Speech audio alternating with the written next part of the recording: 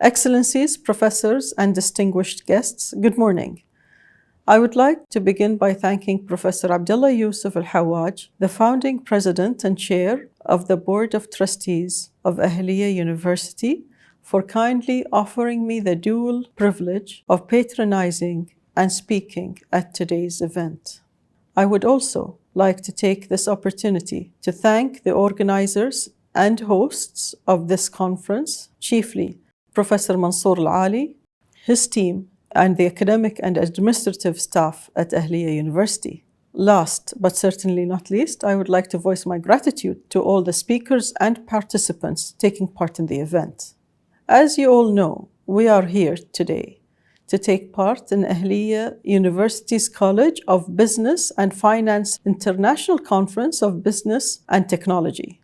This year's theme, Exploring Business, Technology Opportunities and Challenges after the COVID-19 pandemic, has become an increasingly relevant topic of discussion, both for academia as well as industry. Having said that, we at the Higher Education Council, as regulators of post-secondary education and key custodians of our students' post-graduation career prospects, do not only welcome such discussions, but also firmly support increased dialogue between academia and the various stakeholders of the private sector to better help bridge the gap between what our universities can offer as upskilling institutions and what local industry demands in terms of skills, knowledge, and know-how. Only last week, in fact, was I received by His Excellency the Minister of Industry, Commerce and Tourism, where we discussed how to better coordinate and align the types of higher education programs offered at our HEIs with the various recently announced industrial strategy being undertaken by the MOICT, so as to help elevate the local human capital to be able to be more sufficiently educated and prepared to take part in these targeted sectors.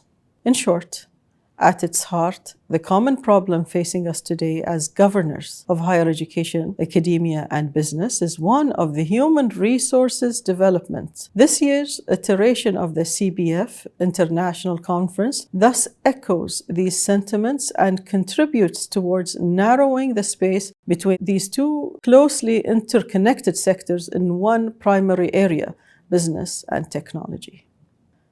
Honored guests, we are 2 years into the second decade of the 21st century, and the fourth industrial revolution is progressing at full speed. As the caretakers of our youth's present and arbiters of their future, we are faced with the same collective obligation as generations past, the same duteous burdens that has rested on all of humanity's towards since the first industrial revolution commenced in the mid-18th century to ferry society towards inevitable consequences. Today's modernity demands that our students and future joiners of the labor market be sufficiently equipped to tackle all the challenges and embrace all the opportunities presented to them by the annually amplified proliferation of industrial trends such as automation, artificial intelligence, and the Internet of Things. Similarly, it also falls on us to help foster and encourage scientific research in business and technology areas, which may contribute to sustainable improvements to it. In today's highly competitive business environment, it is absolutely imperative for companies to continuously innovate and measure the actual performance of inventions and novelties such as new ideas and perfecting of new products and services and commercialization of universities' research and development results are for companies a primary source of competitive advantage. The reason for cooperation between universities and companies is using scientific research and technology transfer for implementing new solutions from academia into business practice. Ladies and gentlemen, unfortunately, in Bahrain today, like many other places in the world, there exists a gap between research and commercialization, which academics and industry professionals would recognize as the infamous valley of death. This is because while research institutions have a clear mandate of basic research and private enterprises are highly adept at bringing new products to market, many path-breaking new technologies languish in the stage in between, where there is a promise but no proof. The key to making joint collaborations between these different types of organizations function properly is by more closely integrating the work of discovery-driven researchers, applied scientists, and engineers in the private sector. It is the phenomenon that drew attention. Late last year, two of my proteges at the HEC, who successfully made it to the final round of the annual Government Innovation Competition FICRA, where they were among the 12 finalists, having had pitched an idea for a national research fund that would not only help streamline the funding of research conducted at our local HEIs, but more importantly, set and track targets that are in line with our national economic and industrial needs and general societal requirements.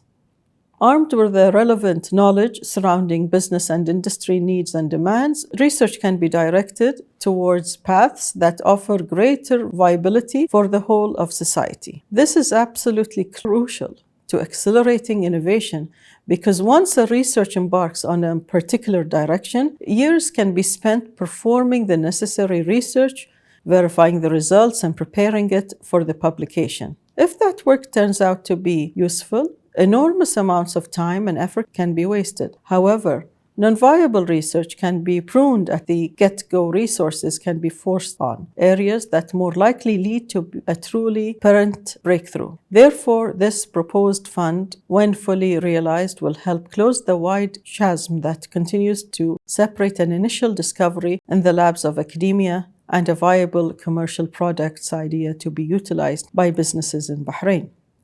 I would also like to end by reminding you here today that though the theme of today's event is broadly about the linkages between Industry 4.0 and academia in a post-pandemic world, we must never lose sight of the human element in this affair.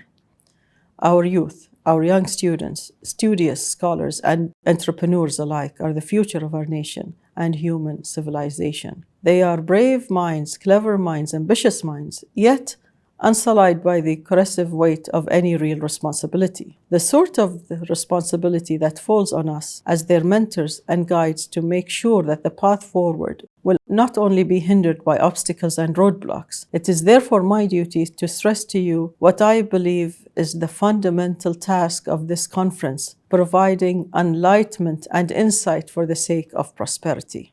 I wish you all the best of success and thank you for your kind attention.